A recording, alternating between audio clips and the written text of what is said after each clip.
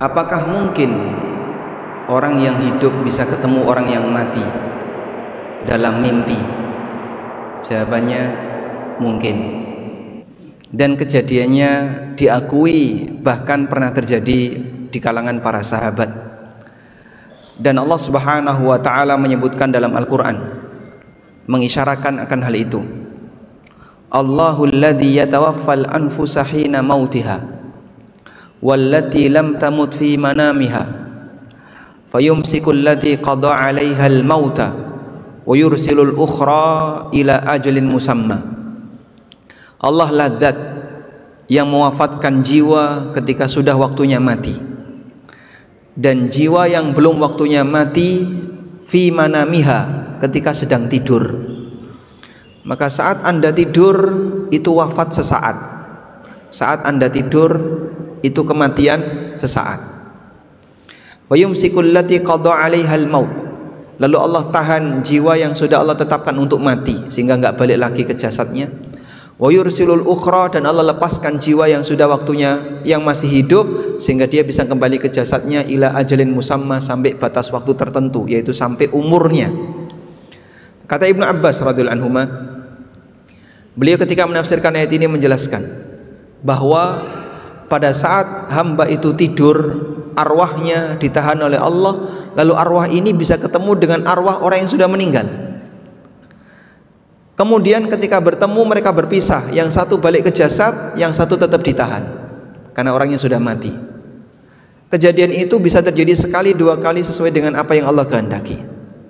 Maka mungkin saja antara arwah orang yang hidup dengan arwah orang yang sudah mati ketemu dalam mimpinya orang yang hidup tadi. Mimpi orang yang hidup, arwahnya ditahan oleh Allah, lalu ketemu dengan arwahnya orang yang sudah mati. Ini disebutkan dalam keterangan Ibnu Abbas radhiyallahu anhuma. Dulu ada seorang sahabat namanya Qais bin Syammas.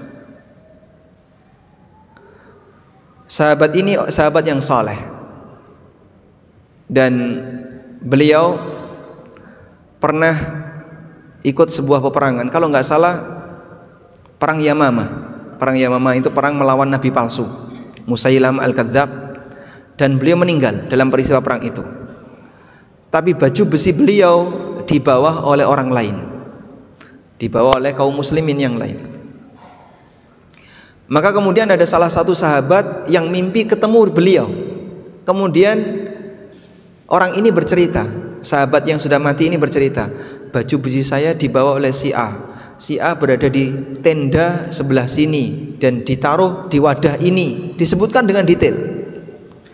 Akhirnya mimpi tadi dilaporkan kepada Khalid bin Walid sebagai panglima perang. Lalu panglima perang Khalid bin Walid ini menyetujui, kita periksa tenda itu. Diperiksa tenda itu dan betul ada baju besi tadi. Nah, ini bukti nyata bahwasanya kejadian orang yang tidur arwahnya bisa ketemu dengan orang yang sudah mati. Dan ini disebutkan dalam hadis yang sahih, riwayat yang sahih. Anda bisa lihat ada salah satu tulisan saya tentang itu di konsultasisyariah.com, tentang pertemuan antara arwah orang yang hidup dalam mimpi dengan arwah orang yang sudah mati.